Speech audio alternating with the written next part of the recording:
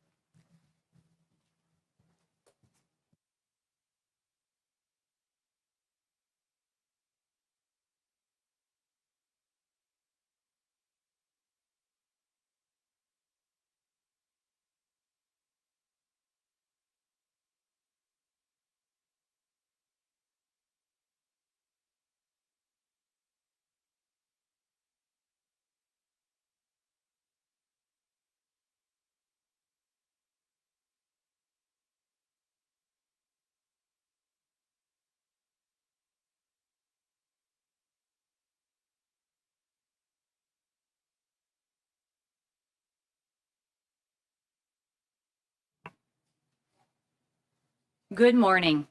Thank you for joining us. The Transportation Safety Board of Canada is here today to provide its comments on the final safety investigation report into the downing of Ukrainian International Airlines Flight 752. Our spokespeople are Kathy Fox, TSB Chair, Natasha Van Temsch, Director of Investigations, Air, who will be our French spokesperson, and Ewan Tasker, Manager of International Operations and Major Investigations, AIR, and TSB's appointed expert to the Iran investigation. Bonjour. Merci de vous joindre à nous ce matin. Le Bureau de la sécurité du transport du Canada est ici aujourd'hui pour formuler ses commentaires concernant le rapport final d'enquête sur le vol 752 de Ukraine International Airlines. Nos porte-paroles sont Kathy Fox, présidente du BST, Natasha Van Temsch, directrice des enquêtes du secteur aérien, Ewan Tasker, gestionnaire des opérations internationales et enquêtes majeures du secteur aérien et expert désigné du BST dans le cadre de l'enquête iranienne. We will be delivering remarks in English, followed by French. We will then be taking questions from the room and via teleconference. Les commentaires seront formulés d'abord en anglais, puis en français. Nous répondrons ensuite aux questions posées soit dans la salle ou par téléconférence. Madame Fox. Good morning. On January 8, 2020, Ukraine International Airlines Flight 752 was shot down shortly after taking off from Tehran's International Airport, killing all 176 people on board, including 55 Canadians, 30 permanent residents, and dozens of others with ties to Canada. Within a few short hours following this tragedy, the TSB advised Iran's Aircraft Accident Investigation Board, or AAIB, that we would appoint an expert in accordance with Annex 13 to the Convention on International Civil Aviation, and we accepted Iran's invitation to visit the accident site. From that day forward, we have been fully engaged in doing as much as possible to find out what happened, why it happened, and what needs to change to prevent such a tragedy from happening again. Now, as a matter of practice, the TSB does not comment on reports from other agencies. However, given this unprecedented situation, where the state whose military was implicated in the event led the investigation, and given its impact within Canada, we feel that it is important to publicly convey our independent assessment of the final report. But before I discuss the contents of Iran's final investigation report, I'll speak briefly about the investigation process itself. First, I'd like to remind everyone that a safety investigation is not intended to attribute blame or determine civil or criminal liability. There are other processes that are better suited for that. Experience has shown that an independent and thorough safety-focused investigation usually offers the best chance of finding out what really happened and why, providing the answers that everyone is asking for, especially the families who lost so much. ICAO Annex 13 prescribes the roles of participating countries, including which state has the right to lead the investigation and which other states may participate and to what extent. It should be noted that in the case of PS 752, the Transportation Safety Board of Canada had no jurisdiction to lead or conduct a parallel investigation. From the very beginning, Iran offered the TSB more access to the investigation activities than we were technically entitled to, but less than what we asked for. For example, 2 TSB investigators spent 6 days in Tehran following the crash, visiting the accident site, examining the wreckage, and meeting with Iranian safety investigators to review information gathered by their team. Later, they also met with Iranian, Ukrainian, and French investigators in Kiev before returning to Canada. In July of last year, our expert and a TSB recorder specialist attended the readout of the aircraft's flight recorders in Paris. Throughout the course of the investigation, we were in direct contact with Iran's AAIB and attended many discussions with the other participating countries. However, in spite of multiple requests, we were never formally accorded the higher status of accredited representative, and hence were not allowed to listen to the cockpit voice recorder or directly access the flight data recordings. At Ukraine's request in early February of this year, we were invited to provide them technical assistance, and Ukraine gave us access to the draft safety report for review and comments, something we would not otherwise have been entitled to. Throughout this process, we have specifically asked Iran's AAIB to answer 3 important questions. First, what was the sequence of events, including the technical, human, and organizational factors that led to the missiles being fired and the ultimate downing of PS 752? Second, what was the basis for the decision to keep Iran's airspace open during a period of heightened military alert after Iran had launched missiles into Iraq? And finally, why did civilian airlines continue to operate in Iran's airspace in the hours following Iran's launch of missiles into Iraq?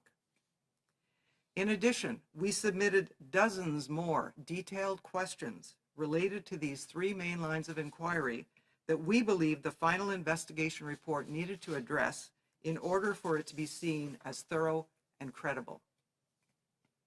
Since receiving Iran's draft investigation report, our team has carefully reviewed and analyzed its contents and has now compared it to the final report. And today we want to share our perspective, discussing how the report answers the 3 main questions. Iran's final report concludes that PS 752 was shot down because an air defense unit mistook the Boeing 737 as a threat. This misidentification reportedly occurred because of a misalignment of the missile launcher's radar. Furthermore, the operator did not receive permission to shoot from senior officers, as he should have. But to date, Iran has provided no evidence to support this scenario. However, it is a plausible explanation of what happened.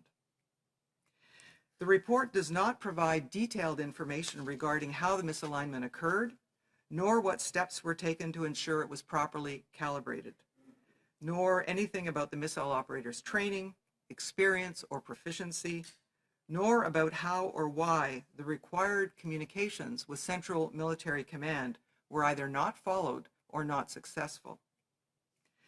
The report frames this action in the context of the heightened military alert, given their expectation of retaliation following Iran's earlier launch of missiles against Iraqi air bases housing U.S. military personnel.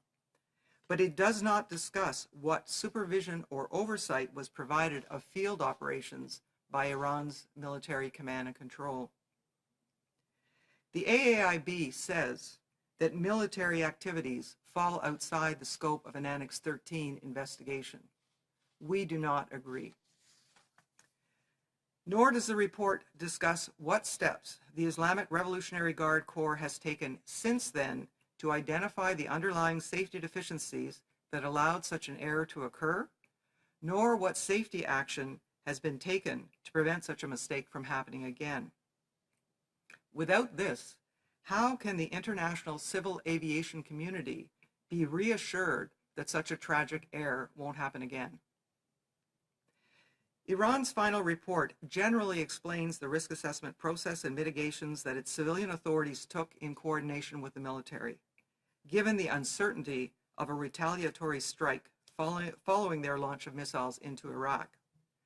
For example, the report says that Iran gradually cleared air traffic from using certain air routes to the west, from which direction they thought a retaliatory strike might come, and required military approval for each individual aircraft's departure from civil airports such as Tehran's International Airport, including PS-752. However, Iran did not completely close its airspace to civilian aircraft. In spite of being in a state of heightened military alert, Iran did not publish any notices to warn aircraft operators of these hazards, as recommended by ICAO, until after PS-752 was shot down. The U.S. Federal Aviation Administration did post a warning. However, this notice would not have been readily available to Ukraine International Airlines, nor other foreign operators outside of the U.S. Furthermore, Ukraine International Airlines was not the only airline to continue operating after Iran launched missiles against Iraq. In fact, 8 other aircraft departed Tehran before the shootdown of PS-752. The report only partially explains why the airspace remained open and why operators continued to fly after Iran had launched missiles into Iraq. It does not explain any of the underlying factors behind why the missiles were launched at PS-752, which is the stated cause of this accident. In short, the report says what happened, but it doesn't answer the why. The report indicates that some unspecified safety actions have since been taken by the military to reduce the risk of this happening again. However, the lack of details means we can't confirm that these actions will actually reduce the risks to civil aviation operations within Iran's airspace. Furthermore, although the AAIB has issued some recommendations, these don't specifically address the stated cause of this tragic event, which is the launching of the missiles. Now, we know this has been a very difficult time for the families, and in the end, no safety investigation report can bring back the lives of those who were lost. And so we must look at what has been learned and what can be done in the future to reduce the risk so that other families don't have to suffer through the same experience. We know that states will continue to engage in hostilities with other states or within their state. And in such a hostile environment, there will always be a risk to civilian aircraft, and innocent lives can be lost. It is the responsibility of the state to reduce these risks. So the best way to reduce the risk of such tragedies in the future is to firmly apply the lessons learned, first from the downing of Malaysia Airlines Flight 17, and now from this tragedy. More needs to be done to protect international civil aviation from operating in conflict zones. In a follow-up report to its investigation into the 2014 downing of Malaysia Airlines Flight 17 over Ukraine, the Dutch Safety Board warned us, and I quote, "Practice shows that states in which there's an ongoing armed conflict will not implement restrictions for their airspace on their own initiative." Now, while ICAO has taken some action, it wasn't enough to prevent this occurrence. Transport Canada is now leading an initiative called Safer Skies to improve the safety of air travel worldwide by addressing gaps in the way the civil aviation sector deals with conflict zones. Such initiatives offer the best hope for the future to avoid another PS 752. In closing, I know much concern has been expressed about the international protocols that govern the conduct of these very unique types of safety investigations involving military activities, specifically the issue of the state of occurrence investigating itself. Additionally, when a state's accident investigation agency is not independent of the state aviation authority as required by ICAO, such as Iran's AIB, it can affect the credibility of the final report findings and the uptake of the resulting recommendations intended to prevent future accidents. Now that this safety investigation has concluded and Iran has issued its report, the TSB is committed to advocating for a review of the provisions of ICAO Annex 13 to improve the credibility and the transparency of such future safety investigations so that families and the public can have greater confidence in their findings and their recommendations. Thank you. We will now deliver remarks in French before moving to the question period. La période de questions suivra l'allocution en français. Madame Van Temge. Le 8 janvier 2020, le vol 752 de Ukraine International Airlines a été abattu peu après son décollage de l'aéroport international de Téhéran, causant la mort des 176 personnes à bord, dont 55 Canadiens, 30 résidents permanents et des dizaines d'autres personnes ayant des liens avec le Canada. Quelques heures après cette tragédie, le BST a avisé le bureau d'enquête sur les accidents d'aéronefs de l'Iran, ou le EEIB, qu'il nommerait un expert au terme de l'annexe 13 à la Convention relative à l'aviation civile internationale. Et s'est pleinement engagé à faire tout ce qui est en son pouvoir pour découvrir ce qui s'est passé et pourquoi. Le BST n'a pas coutume de commenter les rapports d'autres organismes. Toutefois, il s'agit d'une situation inédite. Avant d'aborder le contenu du rapport d'enquête final de l'Iran, permettez-moi de parler brièvement du processus d'enquête lui-même. J'aimerais d'abord rappeler à tous qu'une enquête sur la sécurité n'a pas pour but d'attribuer de blâme ou de déterminer les responsabilités civiles ou pénales. L'annexe 13 de l'OACI régit les rôles des pays participants et stipule, entre autres, quel État a le droit de mener l'enquête, et stipule également quels autres États peuvent participer à l'enquête et dans quelle mesure. Il convient de noter que dans le cas de l'enquête sur le vol PS752, le BST n'avait aucune autorité pour mener une enquête parallèle. Tout au long de ce processus, nous avons demandé expressément à l'EAIB de répondre à 3 questions importantes. Premièrement, quelle était la chronologie des événements, notamment quels étaient les facteurs techniques, humains et organisationnels qui ont mené au lancement des missiles qui ont abattu le vol PS752. Ensuite, sur quelle base a-t-on pris la décision de laisser l'espace aérien iranien ouvert pendant une période d'alerte militaire après que l'Iran eut lancé ses missiles vers l'Irak? Et finalement, pourquoi les transporteurs aériens civils ont-ils poursuivi leurs activités dans l'espace aérien iranien au cours des heures qui ont suivi le lancement des missiles vers l'Irak?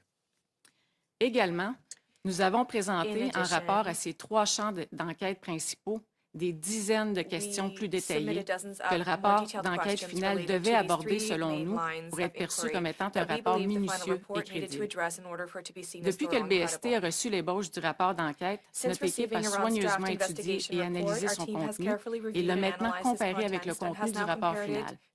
Aujourd'hui, nous voulons présenter notre point de vue sur la façon dont le rapport répond aux 3 questions principales. Le rapport final de l'Iran conclut que le vol PS752 a été abattu parce qu'une unité de défense aérienne a pris l'avion pour une menace. Cette erreur aurait été causée par un mauvais alignement du radar du lance-missile. De plus, l'opérateur n'avait pas reçu des officiers supérieurs l'autorisation de tirer comme il l'aurait dû. Jusqu'à maintenant, l'Iran n'a produit aucune preuve pour appuyer ce scénario. Il s'agit toutefois d'une explication plausible de ce qui s'est produit. Le rapport ne fournit pas d'informations détaillées sur la façon dont le mauvais alignement s'est produit et les mesures prises pour s'assurer qu'il est convenablement calibré. Sur la formation, l'expérience et la compétence de l'opérateur du lance-missile, ou sur les raisons ou les manières dont les communications requises avec le commandement central n'ont pas été respectées ou n'ont pas été effectuées.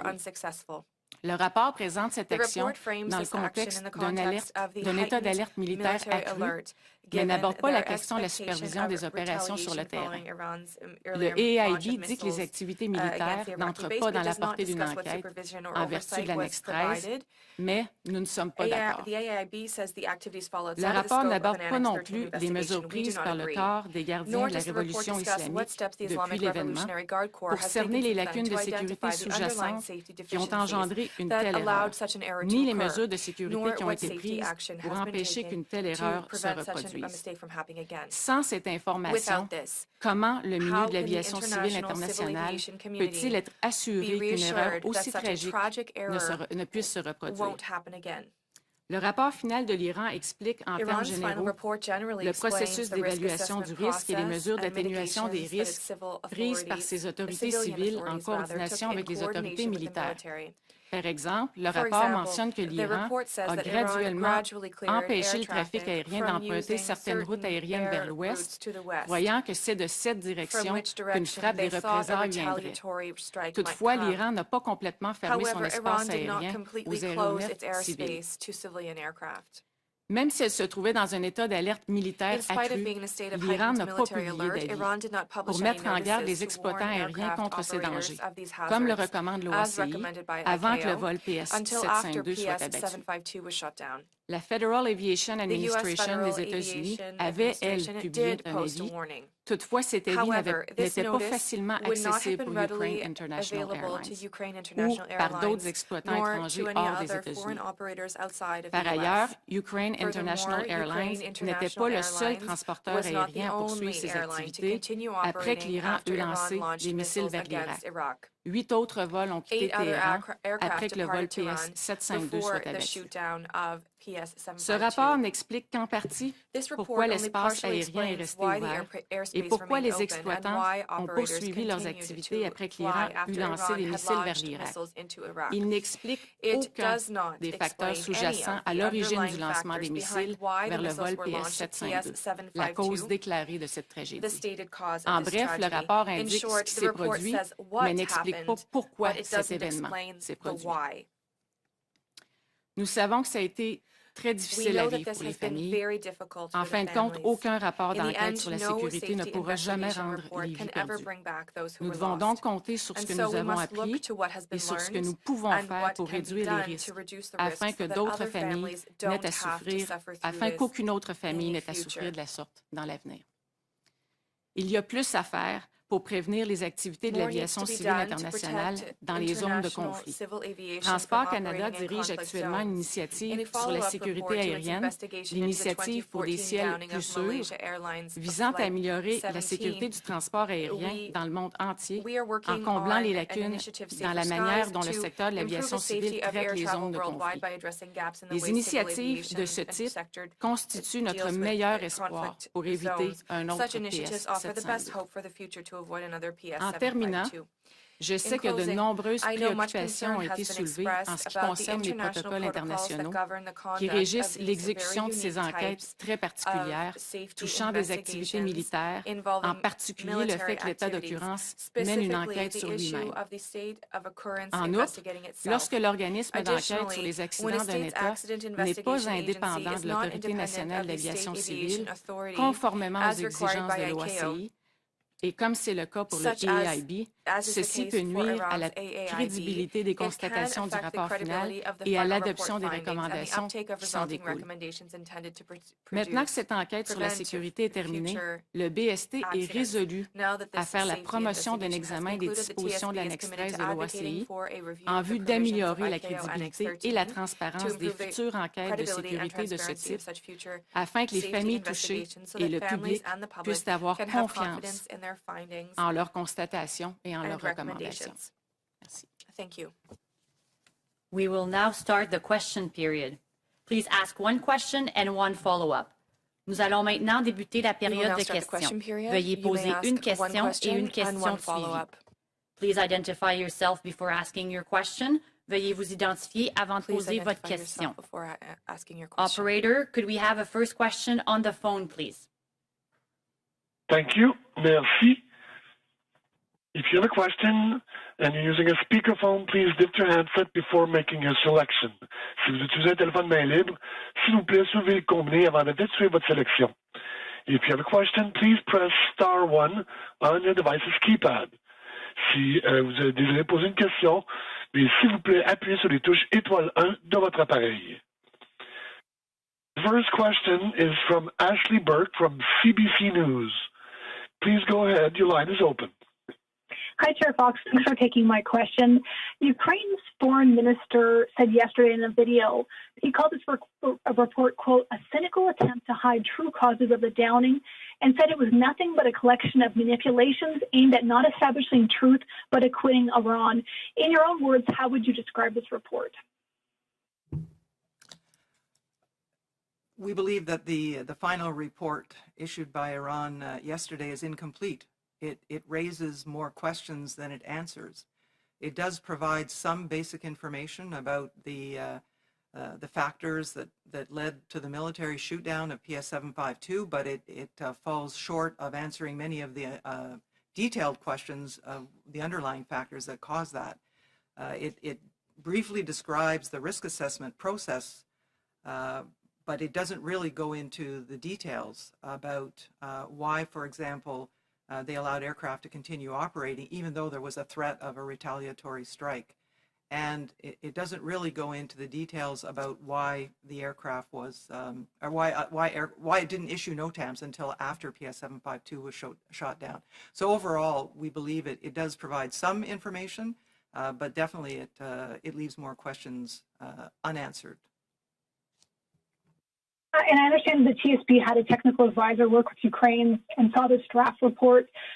Ukraine said that they submitted 90 pages of remarks and proposals, but it wasn't actioned. I'm curious if, obviously, I'm assuming that would have also included Canada's input as well. And I'm also just curious what your feelings are after 15 months. Your team's been searching for answers.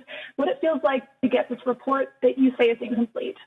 I'm going to ask Mr. Tasker to address that question because he was our appointed expert who, until now, we have not publicly identified, and he can give you a more direct answer. So, thanks.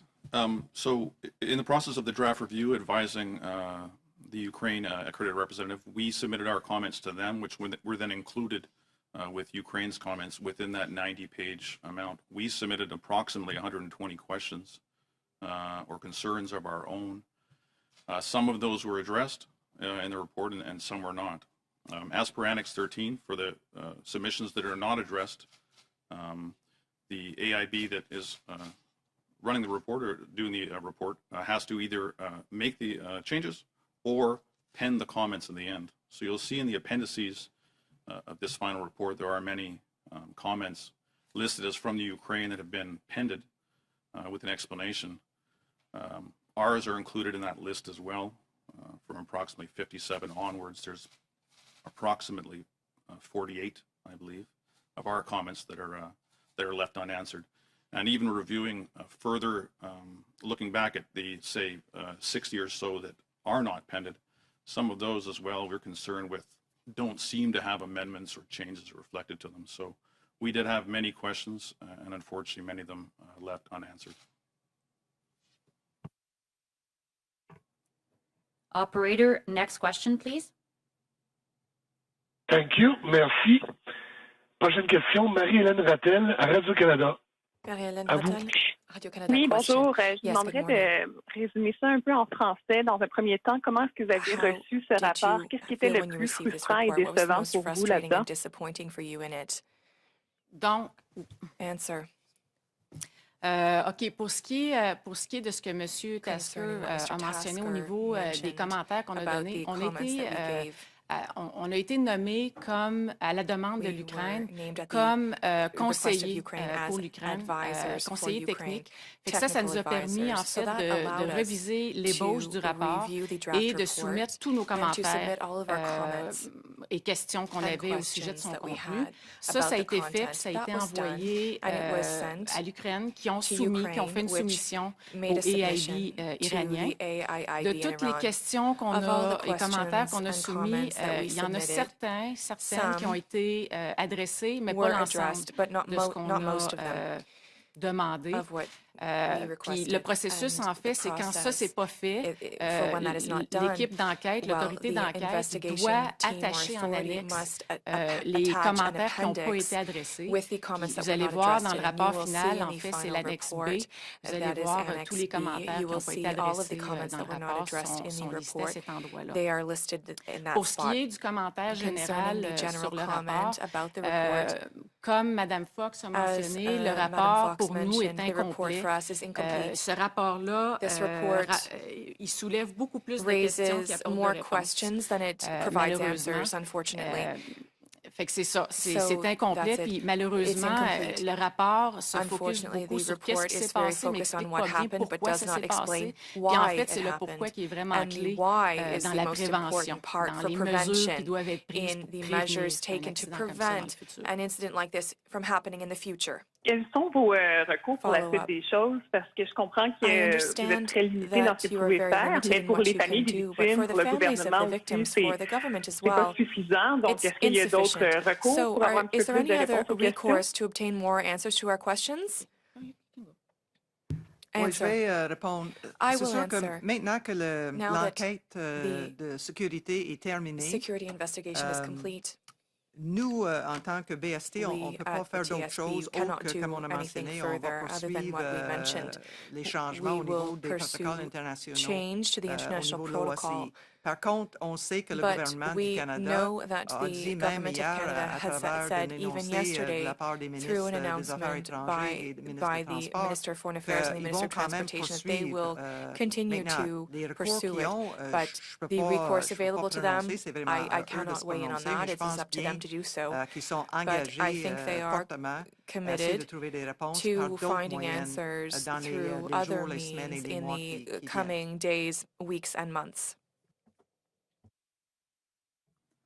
Operator, next question, please. Thank you. Merci. Next question, Kevin Gallagher, CTV News. Your line is open. Thank you. My question is for Ms. Fox. I just want you to elaborate a bit more on your difference of opinion of the type of investigation that you could launch in terms of Iran's military. Obviously, there's a lack of cooperation, it seems, a lack of evidence, you say, is provided. Is there any precedent? You said that there's a difference of opinion in how deep that investigation could go into, a country's military in a situation like this. Is there any precedent like this before? Was this totally unprecedented to try and get that type of information from the Iranian Revolutionary Guard? And also, the evidence, obviously, that you say isn't provided. Could that have been provided easily in another context? When we, the TSB, launched an investigation into an occurrence, everything is on the table. Nothing is out of scope. We pursue different lines of inquiry until we determine that they weren't a factor, and then we may stop. We believe that this investigation needed to look into the military activities that led to their stated cause, which was a misalignment, a misidentification, a miscommunication, a breakdown in procedures to support that scenario, which they haven't done. I acknowledge that it would be very challenging for any state to investigate its own military activities in such a case. But I think it's important for public confidence in the findings of the report to delve into those areas so that there can be confidence that if it was in fact an error, it won't happen again. Now, there have been previous shoot downs. There was a shoot down of Korean Airlines back in the early 80s over Russia. there was the shoot down of an Iranian airliner by the U.S. Aircraft carrier in the late 80s. And those were investigated, and those reports are probably available online. So we don't accept the premise that you can't delve into the military side to identify what happened. And I mean, Iran has the best form, we think, would have been through the safety investigation. Now, they haven't done that, so it remains to be seen what other information they will provide in the future, or what other recourses nations have to try and obtain that information, obtain the accountability and the justice that the countries and the families are seeking and deserve. As a follow-up, was there clear evidence from the Iranian military of trying to obfuscate, trying to, shelter investigators from, a certain path of questions or investigations? Was there clear rejection, for example, of specific documents that TSB investigators felt would have been valuable to the investigation? Well, like Kathy mentioned, when the TSB investigates, everything is on the table. So we will continue going down any road we think may lead to some sort of safety benefit or some lesson learned. In the case of Iran, it was clear early on in this investigation that they didn't intend to go too deep down into the military side of the investigation. And so although I didn't see evidence of obscuration or individual investigators being held back, it's the environment they're operating in. So once they've made that decision to not include the military in the scope, then that becomes a team decision, and then the whole investigating body does not go down there. And so whether you call that obscuration or whether you call that a limiting of scope due to their lack of independence is a question. But I saw no direct evidence of any sort of malfeasance or obscuration. We will now take a question in the room. Nous allons maintenant prendre une question dans la salle.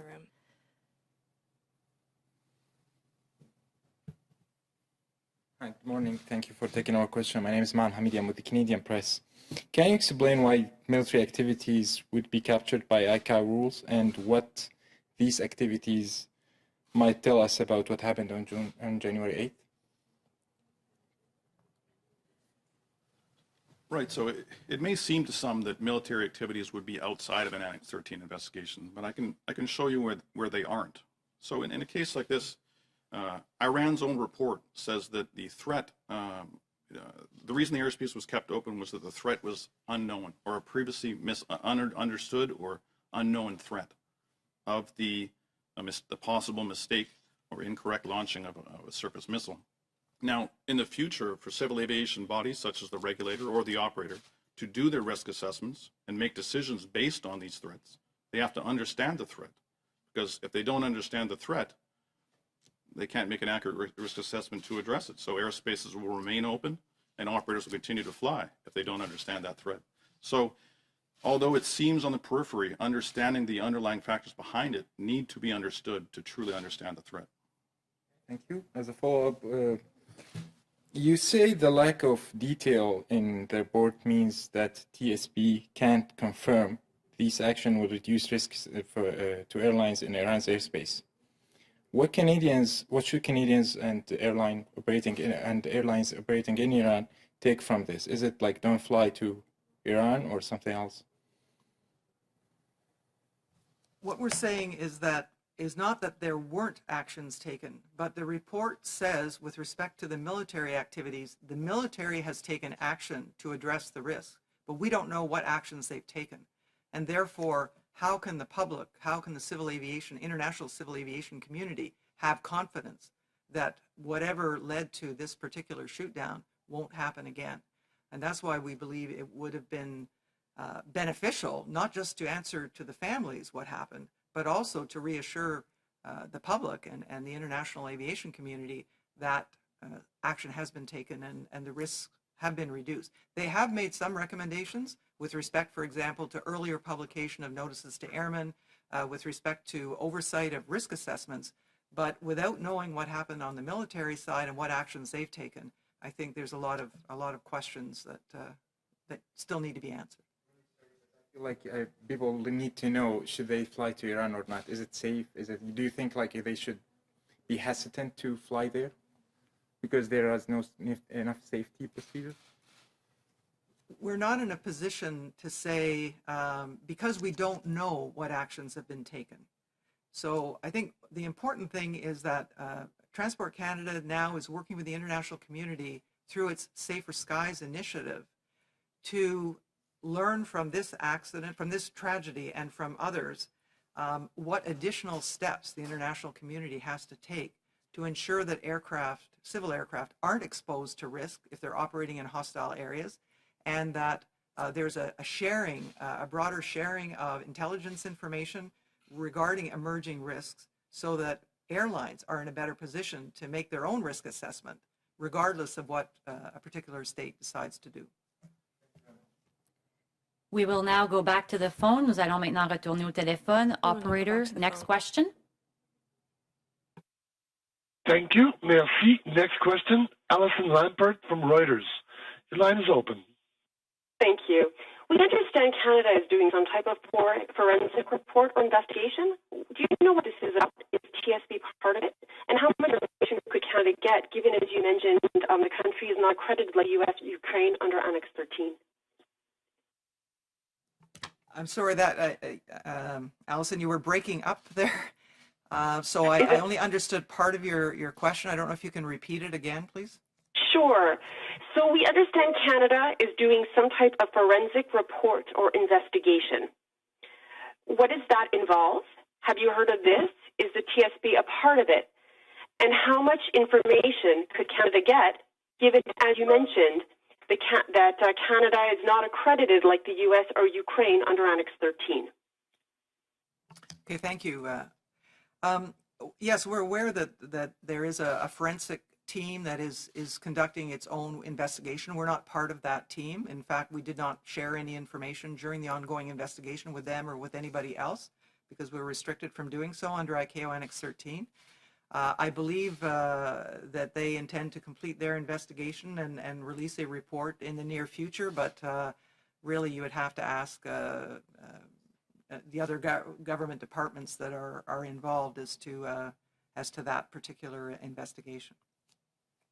Okay, so just as a follow-up, you talked in your opening remarks about reviewing provisions of ICAO's Annex 13. So would you want the Annex, some of the provisions changed so that countries could not lead investigations if their militaries were involved, sort of like a model like what happened in MH17? Or what would you want to see changed?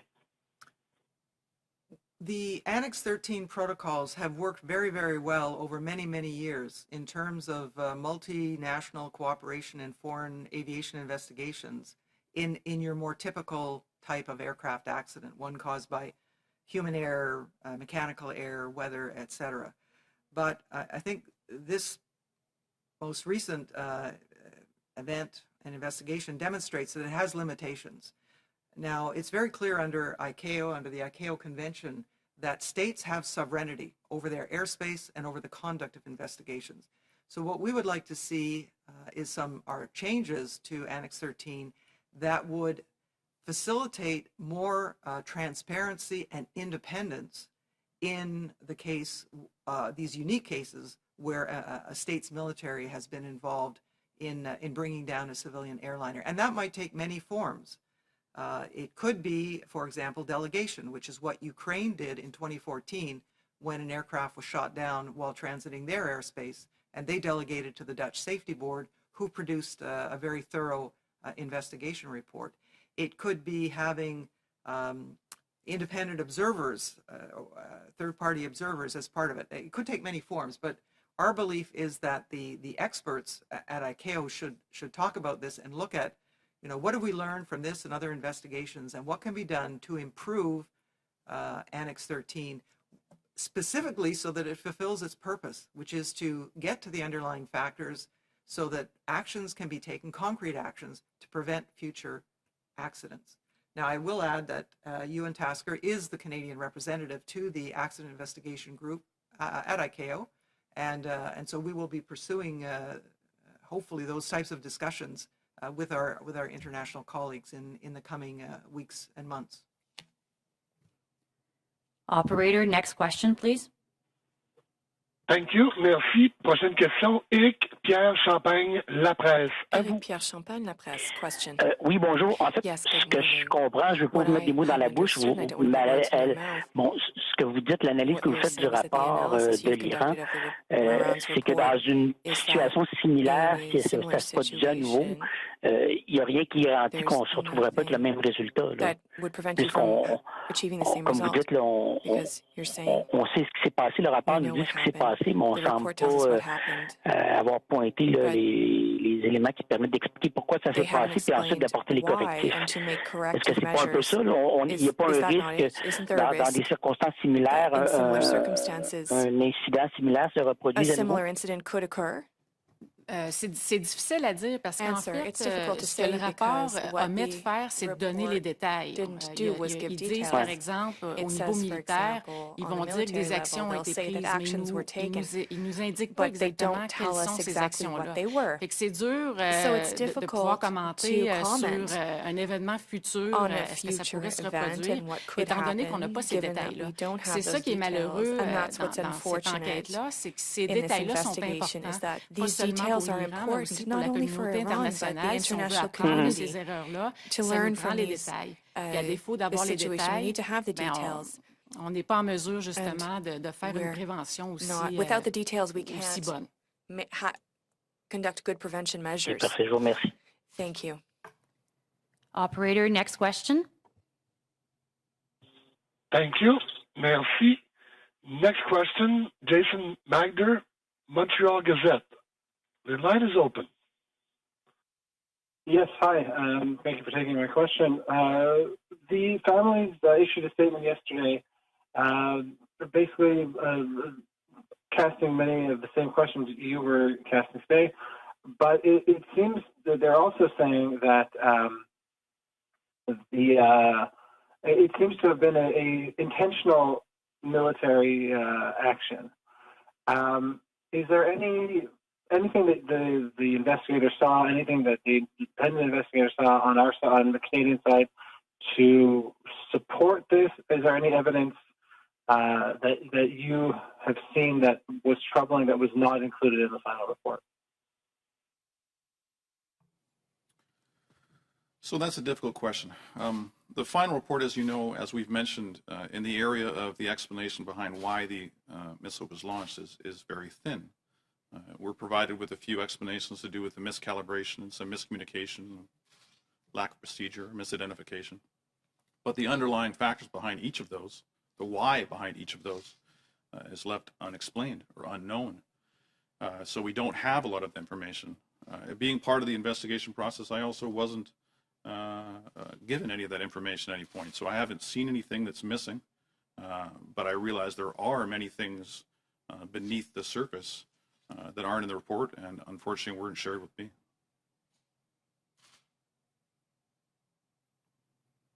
Okay, and the Transportation Safety Board, as well as the families, have been asking for audio, the audio of the cockpit recordings, as well as other pieces of evidence that were not included in the final report.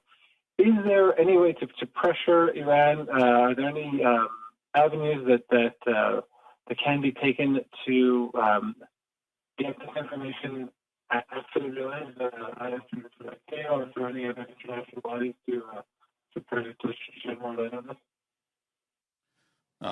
At the tail end of that question, your audio died down. Can you perhaps repeat the part after getting access to the cockpit voice recorder? Sorry, is there any way to get to pressure Iran to get access to the voice recording, either through any international bodies? Essentially, is there any way to?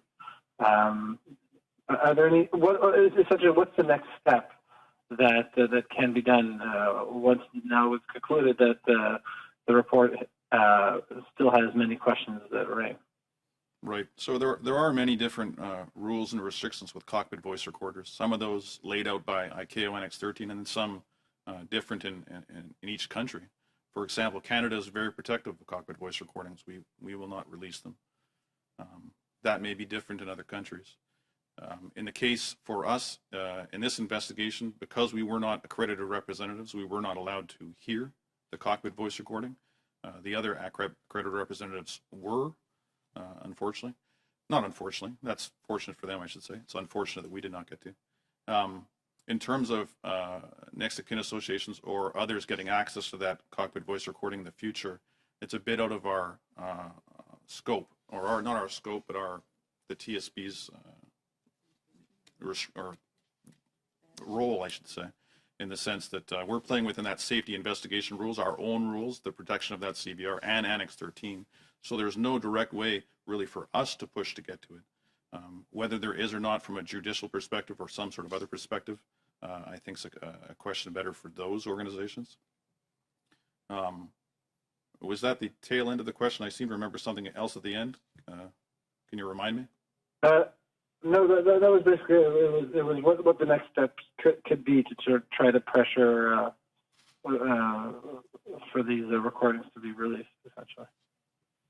I will just add, again, in terms of our participation in the safety investigation, because Iran has issued its final report, our role essentially ends there. However, we do have, and we will pursue proposed changes to ICAO Annex 13. But again, I think the government of Canada has made it very clear that even if this report has been issued and the safety investigation is concluded, that doesn't end the quest for answers. And in fact, the government has perhaps other options, other recourses that it's considering, but it's really up to those departments to speak to that. We can't speak to that at this time. Thank you. Operator, next question, please. Thank you. Merci. Prochaine question, André Ducharme, TVA Nouvelle. À vous. Question. Oui, bonjour. J'aimerais que vous reveniez en français sur le fait que l'enquête est incomplète parce qu'on ne parle pas du tout du rôle des gardiens de la Révolution. Est-ce que vous pouvez élaborer là-dessus, s'il vous plaît? Revolutionary Guard. Could you speak to that, please? L'enquête est incomplète parce que justement, qu'est-ce qui est écrit à ce niveau-là, au niveau de tout ce qui s'est passé du moment que les missiles se sont lancés, tout ce qui s'est passé dans l'arrière-plan du côté militaire, ils le mentionnent, ils disent qu'est-ce qui est arrivé, mais ils disent pas, par exemple, pourquoi c'est arrivé. C'est là qu'on trouve, c'est pour ça qu'on trouve que le rapport est incomplet.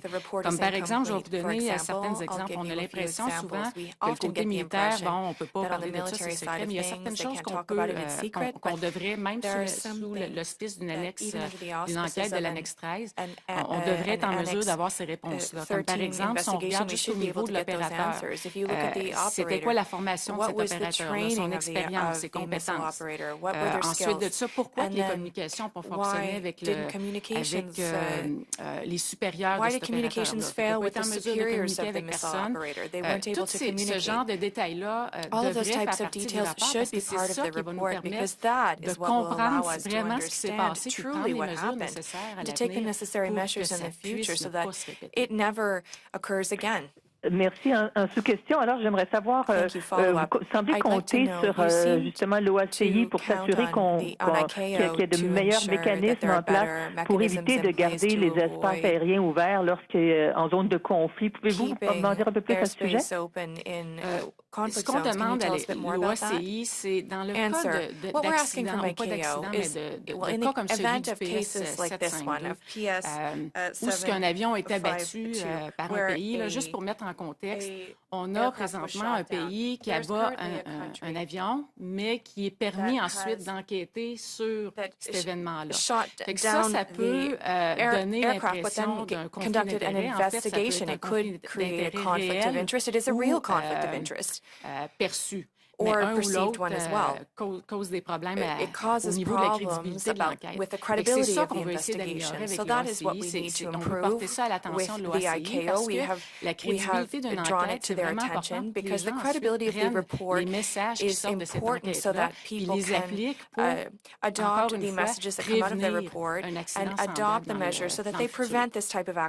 futur. Donc, j'avais peut-être mal compris. J'avais l'impression que ça concernait aussi le fait de maintenir maintenir les espaces aériens ouverts alors qu'il y avait des risques parce qu'il y avait justement une menace de conflit ou conflit en cours. Ça n'a rien à voir avec les conflits.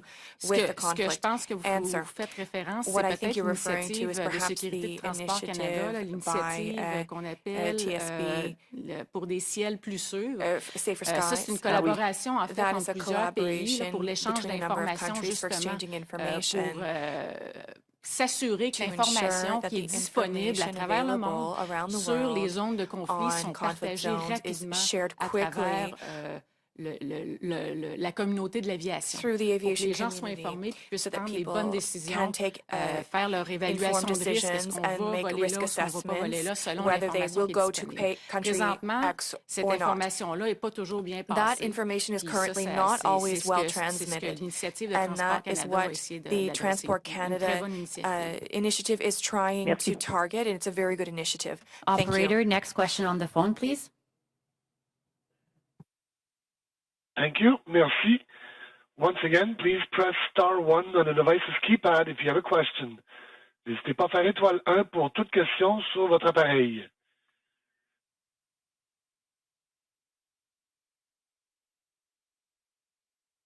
There are no further questions on the telephone. Il n'y a plus de questions au téléphone. De retour à vous. Back to you. This concludes the press conference. Thank you. Ceci met fin à la conférence de presse. Merci. This concludes the press conference. Thank you.